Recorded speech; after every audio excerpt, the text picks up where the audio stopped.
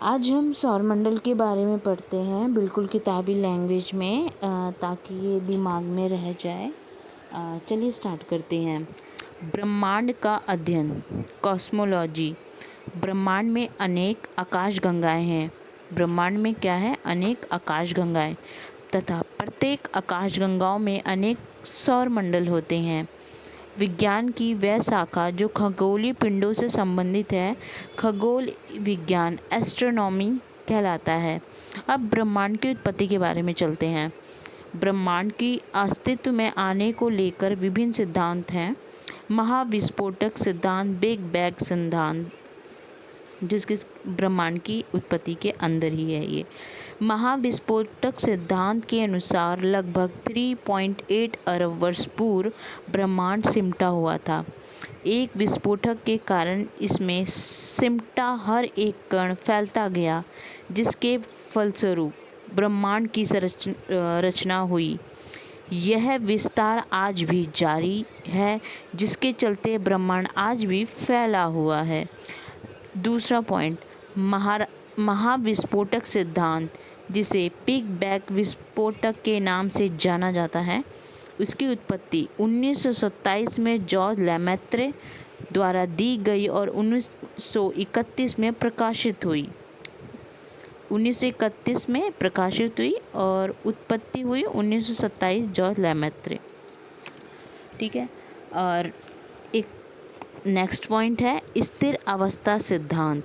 इसे Fred oil, Harman body और Thomas gold ने प्रस्तुत किया था। यह सिद्धांत प्रस्तावित करता है कि ब्रह्मांड लगातार विस्तार कर रहा है, लेकिन इसके औसत गुणों में कोई भी बदलाव नहीं। अब हम आकाशगंगा के बारे में पढ़ते हैं। आकाशगंगा सितारों, गैस, धूल और डार्क मैटर का विशाल संग्रह होता है, जो गुरुत्वाकर्षण द्वारा एक साथ बंधी रहती है। हमारी आकाशगंगा दुग्ध मेखला है, जो महाविस्फोटक सिद्धांत के बाद भी बनी थी। देवयानी एंड्रोमेडा आकाशगंगा मिल्की वे के सबसे नज़दीक है। अब हम सौरमंडल की उत्पत्ति के बारे में पढ़ते हैं। सौरमंडल का निर्माण लगभग 4.8 अरब वर्ष साल पहले शुरू हुआ था। यह प्रक्रिया तब शुरू हुई जब गैस और धूल का एक बादल संकुचित हुआ, जिसे एक सौर निहारिका नेबुला बना। गुरुत्वाकर्षण ने पदार्थ को केंद्र की ओर खींच लिया, जिससे सूर्य का निर्माण हुआ, जबकि बाकी पदार्थ एक घूर्णनशील वलय में समतल हो गया। धूल और गैस ने ग्रहों का रूप ले लिया, जो मिलकर ग्रहों का निर्माण करने लगे। सूर्य केंद्र में बना और ग्रह एक पतले वलय में इसके चारों ओर परिक्रमा करने लगा। यह सबसे व्यापक रूप से स्वीकार किया गया सिद्धांत है। सौरमंडल की उत्पत्ति के ग्रहण सिद्धांत के बारे में पढ़ते हैं। एक ही पॉइंट है इसका। इसे 1905 में थॉमस क्राउडर चैम्बरलेन और खगोलीय शास्त्र फॉरेस्ट रे मोल्टन ने प्रस्तुत किया था। नेक्स्ट है निहारिका परिकल्पना, नेबुलर हाइपोथेसिस। इसे सबसे पहले इमैनुएल कांट ने 1755 में प्रस्तुत किया और 1796 में पियरे साइमन लाप्लास ने स्वतंत्र रूप से विस्तारित किया। पृथ्वी की आयु 4.5 अरब साल पुरानी है। अब सौरमंडल के बारे में पढ़ते हैं। हमारे सौरमंडल में 8 ग्रह और 5 उपग्रह शामिल हैं।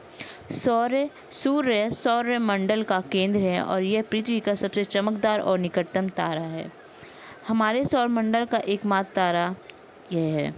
सूर्य सौरमंडल के कुल द्रव्यमान का लगभग 99.86% भाग बनता है।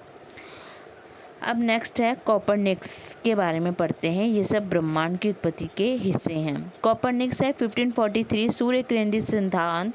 इसने भविष्यवाणी की कि सूर्य ब्रह्मांड के केंद्र में है तथा पृथ्वी और अन्य ग्रह उसके चारों ओर परिक्रमा करते हैं। ठीक है। अब हम नेक्स्ट वीडियो में खगोलीय पिंड के बारे में पढ़ेंगे। तो अभी तक लिए हमने ब्रह्मांड की उत्पत्ति पढ़ी है। ओके, बाय बाय दोस्तों।